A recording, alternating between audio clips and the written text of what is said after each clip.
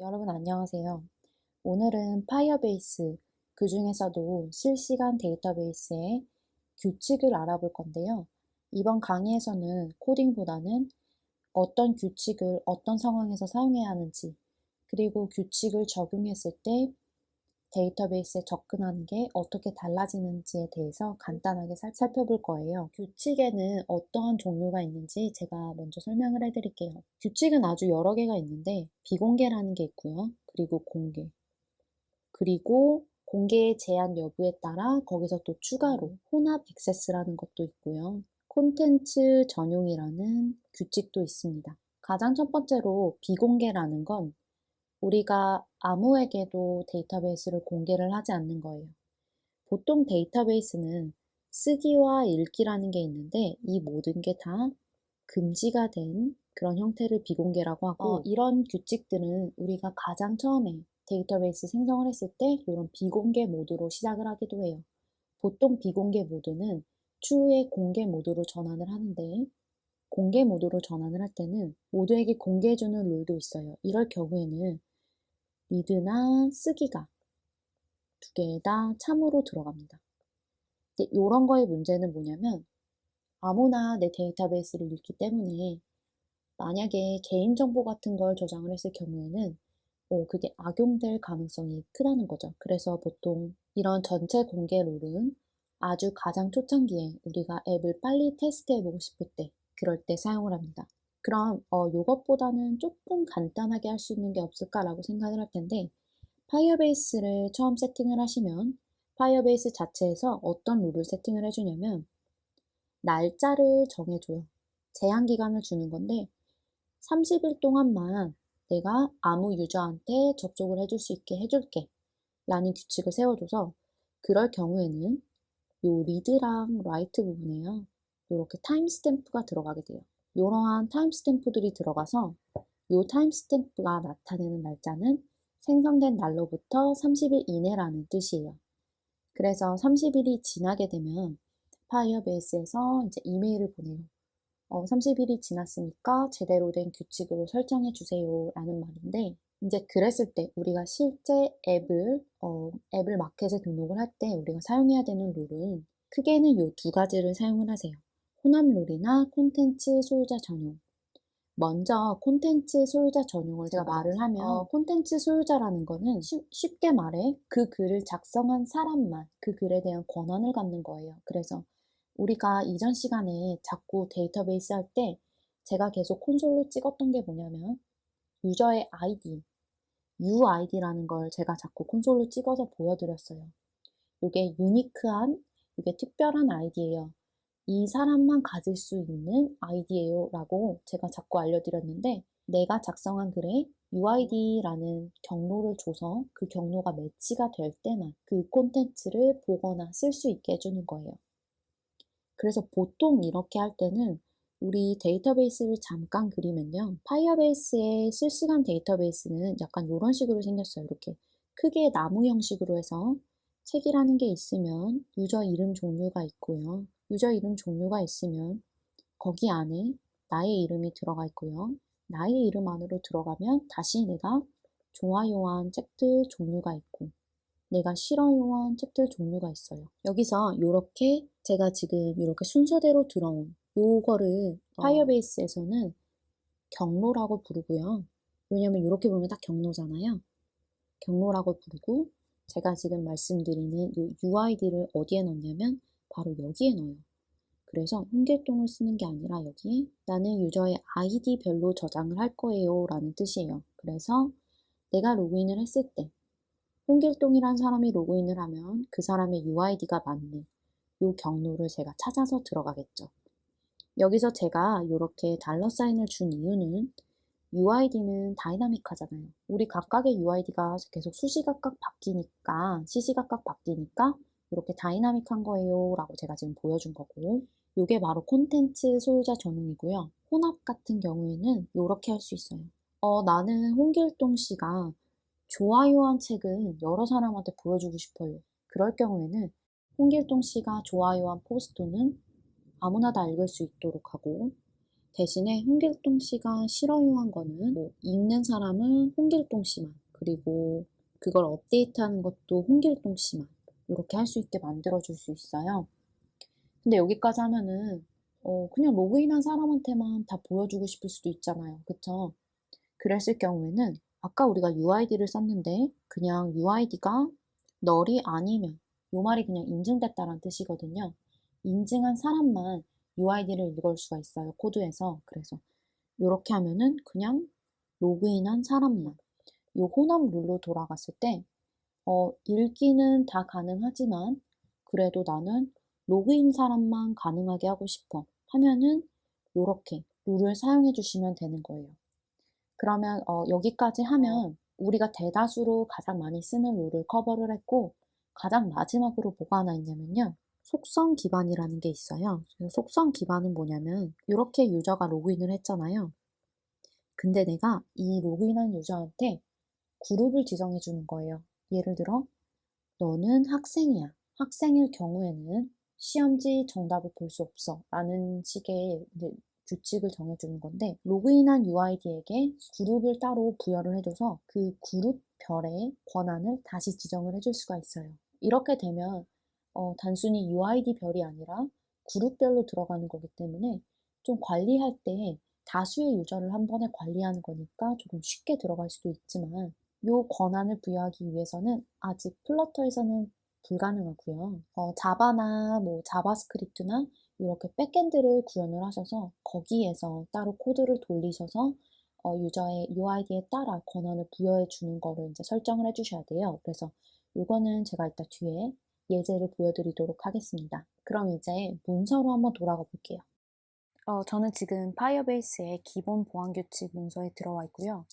가장 첫 번째로 저는 실시간 데이터베이스를 지금 설정을 해놨어요. 그래서 앞으로 나올 예제는 모두 실시간 데이터베이스에 맞춰서 나오는 거지만, 다른 거를 사용하실 경우에는 이렇게 필요하신 데이터베이스를 눌러서 확인을 하시면 되세요. 가장 처음에는 먼저 설명드렸던 것처럼 항상 이렇게 잠금 모드로 시작을 해요. 잠금 모드로 시작을 한다는 건 아무나 이 문서를 확인할 수 없기 때문에 보통은 우리가 가장 처음에 이거를 참으로 설정을 해서 진행을 하던가, 아니면 기본적으로 세팅을 해주는 시간 제한으로 사용을 하기도 해요. 일단은 기본적으로 이렇게 잠금 모드가 있다는 걸 알았는데요. 그 밑으로 내려오면 이제 개발 환경 규칙이라고 해서 프로덕션으로 앱을 배포하기 전에는 규칙을 업데이트해야 된다고 해요. 이 말은 이 규칙으로는 앱을 배포할 수가 없다는 소리고, 그러면 이렇게 프로덕션이라는 거는 사용해야 되는지 살펴볼게요. 가장 첫 번째로는 이렇게 인증된 모든 사용자한테만 우리의 데이터베이스를 허용해 줄 수 있어요. 인증이 됐다는 건 뭐 로그인을 했다는 소리예요. 그래서 로그인을 한 유저만 우리 데이터베이스에 들어올 수 있게. 근데 내가 로그인을 했다는 거를 어떻게 아나요? 우리가 지난 강의에서 로그인 부분을 구현을 할 때 제가 계속 프린트로 유저라는 오브젝트를 계속 프린트를 해서 보여드렸는데, 이 유저라는 오브젝트는 안에 항상 이렇게 UID라는 걸 갖고 있었어요. 그래서 UID를 통해서 UID가 널이 아니면 로그인이 돼 있다는 소리예요. 왜냐면 UID는 유니크한 아이디라서 로그인한 사용자라면 모두 다 갖고 있는 값이기 때문이에요. 그래서 가장 첫 번째로는 이렇게 로그인을 했다면 데이터베이스를 읽을 수도 있고요, 쓸 수도 있어요 라고 설정을 해주는 거예요. 여기 보면 뭐라고 나와 있냐면 권장하지는 않는데요. 왜 권장을 하진 않냐면은, 예를 들어 내가 인스타그램을 쓸 때요, 내가 작성한 포스트를 다른 사람이 다시 수정을 하면은 말이 안 되잖아요. 그런 거는 그 포스트를 작성한 사람한테만 쓰기의 권한을 줘야 하기 때문에 사실 일반적으로 이렇게는 진행을 안 하지만, 우리가 가장 처음에 앱을 시작을 할 때는 일단은 모두 다 이렇게 설정을 하거나 아니면 참으로 설정을 해서 일단은 데이터베이스 테스트를 그렇게 진행을 해요. 하지만 우리가 직접 프로덕션에 배포를 할 때 좋은 규칙들은요, 이렇게 콘텐츠 소유자 전용 액세스라는 게 있어요. 이거는 인증된 소유자만 액세스를 제한하는 거예요. 그래서 내가 쓴 글이면 나만 접근할 수 있고, 홍길동이라는 사람이 쓴 글이 있으면 홍길동이라는 사람만 그 글을 업데이트할 수 있게 해주는 거예요. 그래서 한번 이렇게 룰을 보면요. 여기 뭐라고 나와 있냐면 가장 첫 번째로 일단은 로그인이 되어 있어야 된대요. 로그인이 되어 있으면 그리고 이 UID라는 게 어떤 거 UID랑 같으면 된대요. 이게 무슨 말이냐면 이거를 잘 보시면요. 여기 우리 지금 실시간 데이터베이스의 경로가 UID로 매치가 돼 있어요. 이 두 개가 같은 거예요. 그래서 요거는 각 사람마다 내가 쓴 글이라는 걸 내가 알 수 있게 하기 위해서는 나의 UID를 내가 쓰는 DB의 경로에 넣으면 돼요. 여기 이렇게 UID가 들어간 거는 그 사람의 아이디예요. 당연히 그 사람의 아이디니까 그 사람이 로그인했을 때 아이디랑 매치가 당연히 되겠죠. 그래서 요 경로가 로그인한 사람의 UID랑 매치가 되면 그리고 그 사람이 로그인을 했다면 읽기가 가능하고 또 그랬을 경우에만 쓰기가 가능하다 라는 식으로 이렇게 규칙을 작성해 줄 수도 있는 거예요. 그런데 지금 위에를 살짝 보면요. 이게 또 뭐라고 나와 있냐면요. 이 규칙은 사용자가 데이터를 격리한 경우에 적합하다고 해요. 왜냐면 보시다시피 여기에 제가 지금 이 경로를 매치하는 이 조건이 붙어 있기 때문에 다른 사용자들은 아예 확인을 할 수가 없어요. 예를 들면 나의 비밀번호에 대한 힌트를 설정하는 것. 그거는 나만 보면 되죠. 그래서 그런 정보들을 저장할 때는 이렇게 데이터를 격리해서 사용할 수가 있습니다. 또 아래로 내려오면은 뭐가 있냐면 세 번째로 공개 및 비공개라는 액세스 혼합형이 있대요. 이 혼합형은 위에서 배웠죠. 이걸 이렇게 참이라고 설정을 하면 아무나 다 확인을 할 수가 있어요. 읽기는 아무나 다 확인이 가능하지만 쓰기는 요 UID가 매치될 경우에만 요 포스트의 작성자만 쓰기를 할 수 있대요. 뭐 쉽게 말하면 유튜브에서 내가 로그인을 하지 않아도 다른 사람들의 댓글은 다 볼 수가 있죠. 왜냐면 이게 참이니까. 그렇지만 그 사람이 작성한 포스트를 내가 변경할 수는 없죠. 왜냐면 내 아이디가 매치가 안 되니까. 그래서 이게 바로 혼합 액세스를 사용하는 방법이고요. 마지막으로 속성 기반 및 역할 기반 액세스라는 게 있어요. 이거는 데이터의 속성을 정의를 해서 할당을 하는 거예요. 그래서 사실 이걸 쓸 때는 제가 지금 찾아본 바로는 플러터만 가지고는 사용하기가 조금 까다롭고요. 우리가 백엔드를 따로 구현을 하셔야 될 것 같아요. 그래서 어떻게 하는 거냐면 여기 살짝 아래로 내려오시면요. 여기 규칙 설정 방법을 제가 보면 앱의 사용자를 정의를 하고 사용자에게 역할을 부여해야 돼요. 근데 이 부여를 하는 것 자체가 여기 나와 있는 링크에 들어가면 예시 코드가 나와 있어요. 그래서 백엔드 뭐 예를 들어 자바에서 유저가 로그인을 했을 때 유저의 아이디에다가 우리 계속 지금 유저 아이디를 이런 식으로 가져왔었거든요. 근데 여기가 UID가 아니라 이제는 토큰이라고 해서요. 여기다가 제가 그룹을 넣어줄 수가 있어요. 그래서 그 그룹에 맞춰서 이렇게 보시면 이렇게 토큰이 라이터면 그러면 쓸 수가 있고요. 토큰이 리더면 읽을 수가 있어요. 라는 식으로 규칙을 설정을 해주는 거예요.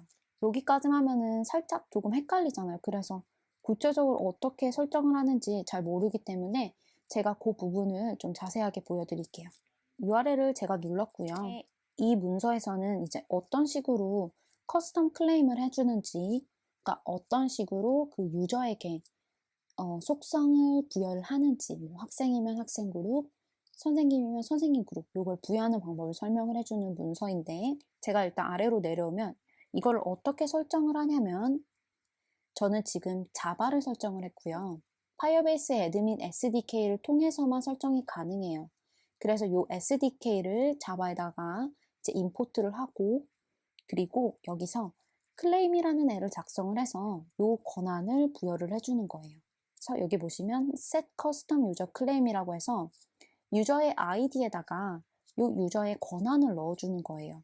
예를 들어 선생님이나 학생으로 하고 싶다라고 하면 애드민이 아니라 여기에 선생님을 넣으면 되고 학생이면 학생이라고 넣으면 되겠죠. 그렇게 하고 나면은 우리가 여기서 토큰을 찾을 때 학생이면 그리고 선생님이면 이렇게 규칙을 변경할 수가 있고 학생이면 읽기는 가능해요. 예를 들어 이게 성적표라고 치면요. 학생 그룹일 경우에는 성적표를 읽기가 가능해요. 근데 선생님일 경우에는요. 성적표를 업데이트할 수가 있어요. 라고 읽으시면 되는 거예요.